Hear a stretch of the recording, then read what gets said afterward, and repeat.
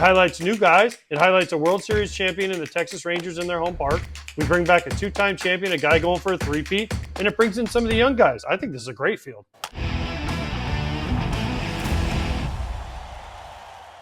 The Derby field has been set. Teoscar Hernandez and Adolis Garcia were the last two names to be announced, which I think was helpful because I think that list was hurting a bit. Adolis knows how to put on a show. Teo should be pretty good in that department too. So your thoughts now that we have the whole list? Ken Rosenthal and Alana Rizzo were smashing it. They were like, this is a watered down, weak field. They weren't taking personal shots at anyone. They were just saying overall, it's underwhelming compared to what's out there and the home run leaders and all of that. I'm actually really excited about Adolis, who we're looking at here, because of what he did in the playoffs last year. He's not an all-star this year, but this is a way to highlight how big he was in 2023. And I know he's been off to a slow start, but AJ, he can smash a baseball as well as anyone else in the league. Dude, what do you mean it's not taking a personal shot? Yeah, it absolutely is. What do you mean? These dudes are big league hitters. Ken never hit no big league baseball. Make sure. Well, they're like, Alec Boehm's not a home run hitter. I mean, you would tell that to his face. Yeah, but I think Gunner's up there in the top. Bobby Witt's exciting as all get out. Marcell Ozuna hits tanks.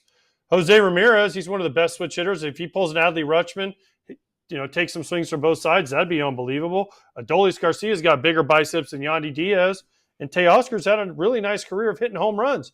For years, he was talked as an all-or-nothing, home run or nothing guy. So, I'm not that disappointed in this list at all. I think it's nice to see other guys. And then on top, you throw in the polar bear, Pete Alonso. I think this is a great list. It highlights new guys. It highlights a World Series champion in the Texas Rangers in their home park. We bring back a two-time champion, a guy going for a three-peat, and it brings in some of the young guys. Gunner, Alec Boehm, Bobby Witt, right? Marcell Ozuna and Jose Ramirez are obviously older, but it highlights some young guys and some of the older guys. I think this is a great field. Okay, I like that. It's a good take. So size up the field. Who do you think is the favorite? Who do you think are some of the top guys that are going to compete with the new format too? Keep in mind, you can't do the speedball action anymore. So I don't remember what the exact average was, but I know it's 40 pitches. But I'm saying, you're going to get significantly less pitches coming through, which will be a better product to watch. But I want you to size up the top of the field, and if you can, the bottom. Like, who do you think might be the Mookie Betts of this year's field? All right, so I think obviously you have to look at Pete. I think you have to look at Gunner, and you have to look at Adolis for me. Those are the three that stand out when you just look at it off the top. Marcell. So those four, okay, are the four that should advance to the semifinals. Now, why are the other ones? Alec Boehm, like you said, only 11 this year, not a home run hitter, bigger park. In Texas, Bobby Witt is more of a speed guy. Yes, he has home runs, but I just don't know that he's going to last because, again, Bobby Witt's a smaller guy. Jose Ramirez, smaller guy, right? Teoscar has never done this. I just don't know that he's going to, again, smaller than the rest of the guys. So this is a size thing, a strength thing, and a guy who have done it before. That's why I think the bigger guys usually have a better chance. But listen, anything can happen. We saw it last year. We saw guys that you think are, hey, this person's going to win. It's it's a cakewalk. And then boom, Todd Frazier wins. You're like, wait, what happened? Do you think that the rules will affect the way that we see results? Like some people have looked at swings. If you have a short, compact swing, you might be able to get more swings off in the speedball days of the Derby. But now that that's kind of gone, does a long swing have more of a shot? Possibly. You will get less tired. You'll be less worn out. Mm-hmm. So I think, yeah, but man, it's a home run derby. Guys are going to hit how many home runs they're going to hit. And so we'll see. But I also want to say this on Monday, before we do our show, we're going to have something cool delivered. I haven't even told you guys yet, but I want to show you guys something that one of the participants is going to be wearing in the derby. I want to see if you guys like it or not. Oh, you're going to bring a little show and tell to the show? I'm going to bring props. How's that? I like that. Okay. I'm into props. Oh, you're definitely into props. Role playing props. Yes. I like role playing props. It is true. It's no secret. What do you think about the ballpark? Because that's always a factor too. I think, what is it? The roof open or roof closed? I think it does matter how far the ball carries. They've done studies on this. So a few years that the Rangers ballpark, Globe Life has been there. It's bigger. It's bigger than some of the others. But listen, you know how Major League Baseball will adjust to that?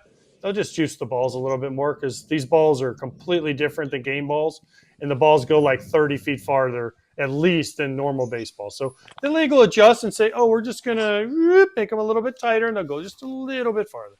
That was my thing. I think it's important to point that out because some other shows won't. Not every baseball is treated equally. So even if you're worried about star power in a derby like this, you are going to see some monster numbers. They do. What do? They wind them a little tighter. They do something. Listen, the one that always stands out to me is in 2005. I think it was at Comerica where the Tigers play, and Bobby Abreu hit a ball up on there's like a pavilion up there in right field that's literally nobody in a game has ever come close to. And I'm like, there's no way these balls are normal ball. I mean, you can look at, some of the home run derbies I was at. 2002, Sammy Sosa, he was hitting balls out of Miller Park at the time. Now, American Family Field? I mean, out of it. Nobody's even come close to doing that in a game. So you can't tell me these are the same balls with a guy throwing 50 versus guys throwing 100 plus. Do you care? See, No. I don't. Right? I don't care at all. I want them to be kind of juicy as long as there's the same for everyone, right? Obviously, you don't want baseball's different for one particular player, but I don't care. It's still a somewhat equal playing field that way, No, I want to see this. I want balls to go really far because it brings excitement. It brings people talk. Man, did you see how far Gunnar Henderson hit that one? Man, Pete Alonso hit the ball out of Globe Life in the home run derby. People are like, that's really cool. And they get some talking about baseball. So absolutely. Do I care? No. Also, I don't know what the velocity is from the pitches coming in. It depends on who's throwing for you. But, I mean, you're not getting 99 turned around. So doesn't that... It's usually 50 to 60 is usually where the range lies for people. Right. So my point is, if you're throwing 50 to 60 with the same baseball versus 90 to 100, the ball's going to travel further on 90 to 100 if you square it up right. You know what I'm saying? Yeah, it should. Scientifically, it should. So this way, you juice up the baseballs and you see crazy results. But that's why it's always funny when they'll do some comparisons and be like, we haven't seen a ball hit that far all year. I'm like, oh, no way. Exactly. So anyway, drop a comment below, too, if you're watching on YouTube right now for who you think is going to win the Derby. Let us know. And also, we'll do some more previewing leading up to that Monday night affair.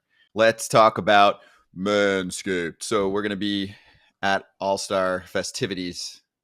Kratz, I feel like you should run the ship here as I'll mix in, of course, the Performance Package 5.0 Ultra, the Lawnmower 5.0 Ultra, the whole deal. You're suddenly joining the facial hair crew. So this does apply to you a little bit more than ever. There's more maintenance that is needed. This is why I started growing out a beard. And I was in Georgia for a week and I wasn't around my wife. And I came back and she was like, I love it. I really do. So now I have my Manscaped, all the stuff that I can, tighten up the edges.